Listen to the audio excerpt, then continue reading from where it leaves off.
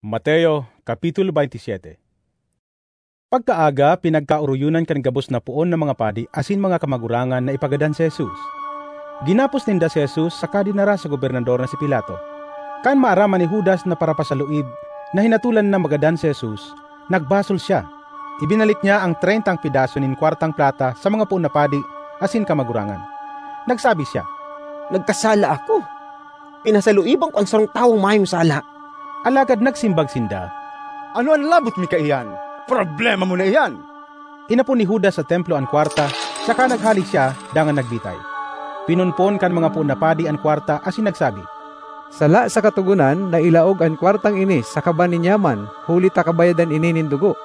Kaya nagkauruyon sindang ibakal ang kwartang ito kan daga na inaapod uma kan para gibunin kuron, nganing paglubungan nin mga dayuhan. Kaya sagkod ngunyan ang dagang ito inaapod uma nin dugo. Dangan na utob ang itinaram ni Propeta Jeremias. Kinuaninda ang 30 pidaso nin kwartang plata, ang kantidad na pinagkauruyunan kan nagkapirang mga Israelita na ibayad para sa iya, asin ibinakal kan uma kan paragibo nin kuron, susog sa ipinagbuot sako nin kagurangnan. Inatubang si Jesus sa gobernador na iyo ang nagapot sa iya. Ika an hadi kan mga Hudiyo? Nagsimbag si Jesus. Ika na ang nagsasabi. Alagad kan ipinagsumbong siya kan mga puon na padi asin kamagurangan, dahil siya nagsimbag nin anuman. Kaya nagsabi si Pilato sa iya, Dai mo nadadangong ang gabos na sumbong ninda tumang sa imo? alagad dahil siya sinimbag ni Jesus, maski sarong tataramon. Kaya napangalas nin marahay ang gobernador.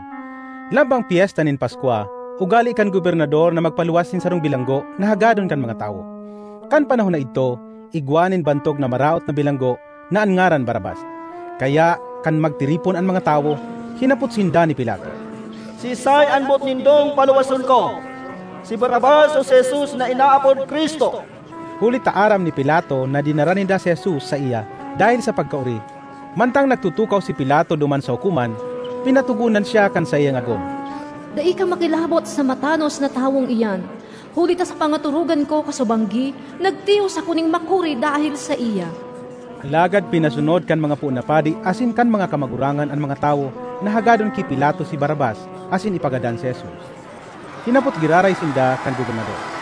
Sisay sa duwang ini anbot nindong paluwason ko. Nagsirimbag sinda. Si Barabas! Hinapot sinda ni Pilato. Ano ang gigibuhon ko kay Jesus na inaapod Kristo? Nagsimbag ang gabo. Ipako siya sa krus! Naghapot giraray si Pilato. Anong karatan ang naginibon niya? Alagad urog sindang nagkurahaw. Ipako siya sa krus! Kan mahiling ni Pilato na dai siyang magiginibon, at ngani urog na nagribok ang mga tao, nagpakuas siya ng tubig asin naghanaw kan sa iyang mga kamot sa tubangan kan mga tao. Daya kong sala sa kakadanan kan tawong ini. Kabuktan nindo ini. Ang sabi niya, ang gabos na tao nagsimbag. Kargumi asin kan mga aki mi an sa iyang kagadanan. Dangan pinaluwas ni Pilato si Barabas. Pakatapos na ipahampak si Jesus, itinaon niya ini sa inda tanganing ipako sa krus. Pakatapos, dinarakan mga soldados kan gobernador si Jesus sa palasyo, dangan pinalibutan siya kan bilog na batalyon nin mga soldado. Hinubaan ninda siya sa kasinulutan nin gubing na purpura. Nagibusinda nin sarong korona nin sangang matunok asin ikinorona sa iya. Dangan pinakaputan ninda sa iyang tuong kamot ang sarong badak. Nagluhod sinda sa tubangan niya, saka pinagtuya-tuya siya. Mabuhay ang hadi kan mga Hudyo! Linutaban ninda siya, kinuha ang badas saka pinakol siya sa payo. Pakapag paratuya-tuya sa iya, hinubaan ninda siya kan gubing na purpura saka sinulutan kan dati niyang gubing. Pakatapos, ilinuwas ninda siya tanganing ipako sa krus.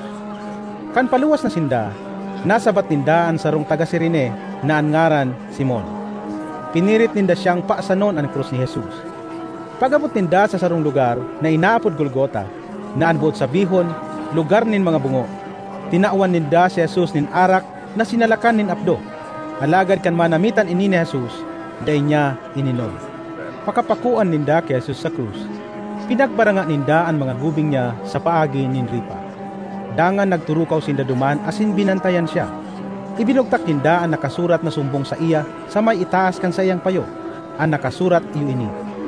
Ini si Jesus ang hadi kan mga Hudiyo.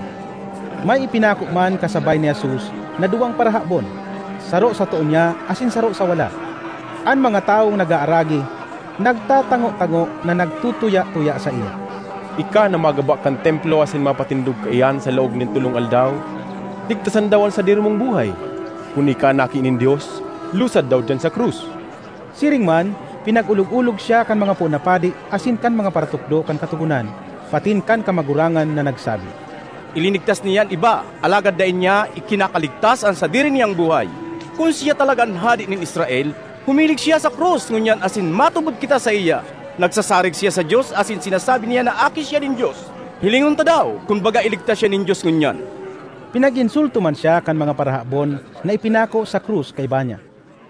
Pagkaudto, nagdiklom sa bilog na daga sagkod 3:00 nin hapon. Kan maga 3:00 na, nagkurahaw si Jesus nin makusog. Ili! Ili! Lima sabaktani! Naanbuot sa bihon, Diyos ko! Diyos ko! Tanaw, ta pinabayaan mo ako!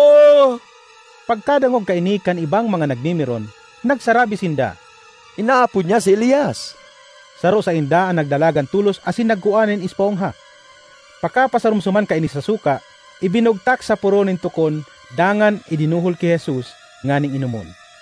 Alagad ang iba nagsabi, Halat muna, hilingon ta daw kung umabot si Elias sa pagligtas sa iya?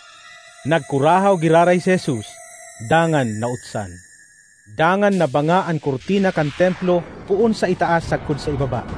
Naglinog sa bilog na daga asin nagkabaraak ang mga gapo. Nagkaburuksan man ang mga lulubngan asin nabuhay liwat ang mga banal. Nagruluwas sinda sa mga lulubngan, kan nabuhay liwat si Jesus. Nagduman sinda sa banal na syudad, saka nagpahiling sa dakol na tao. Natakot nin makuri ang kapitan asin ang mga soldados na nagbabantay kay Jesus. Kan mamate ang ninda ang linog, saka kan mahiling ninda ang gabos na nangyari. Nagsabi sinda, Totoo man ang God, na aki nin Diyos ang tawong ini. Kadakol man na babae ang nagtatanaw sa harayo. Sinda ang nagsunod kay Jesus hali sa Galilea, saka naglingkod sa iya. Kay baninda si Maria Magdalena, si Maria na ina ni Santiago asin ni Jose, saka ang nagom ni Zebedeo. Kanbang gina, nagabot ang sarong taong mayaman na angaran Jose na taga Arimatea. Disipulo man siya ni Jesus. Nagduman siya ki Pilato dangan hinagad ang bangkay ni Jesus. Nagbuot si Pilato na itao ang bangkay ki Jose. Kaya kinuaid to ni Jose. Pinatos sa malinig na telang lino, saka ilinubong sa sadiri niyang lulubngan, na bago pa sa nanyang itinuki sa gapo. Pinaligid niya ang sarong dakulang gapo, tanganing sirahan ang pintuan kan lulubngan, dangan naghali. Ito duman si Maria Magdalena, saka ang saro pang Maria. Nagtuturukaw sa atubangan kan lulubngan. Kan sunod na aldaw na Sabat, ang mga puon na padi asin ang mga Pariseo nagduman ki Pilato asin nagsabi, Gobernador, nagirumduman mi nakanabubuhay pa ang putiko na ito. Nagsabi siya na pakalihis nin tulong aldaw, mabubuhay siya liwat. Kaya pabantayan mo ang lulubngan sagot sa ikatulong aldaw. Tatibaad magduman ang sa iyang mga disipulo pagkabanggi sa kahabuno ng bangkay. Dangan masabi sinda sa mga tao, nabuhay siya liwat. Ang huring kaputikan na ini, mas maraot pa kay kanainot. Sinabihan sinda ni Pilato, Mag-iba kamo nin soldados asin pabantayan nindo nin marahay ang lulubngan. Kaya nagduman sinda sa lulubngan. Kinandaduhan ang gapong pantakop, saka pinabantayan.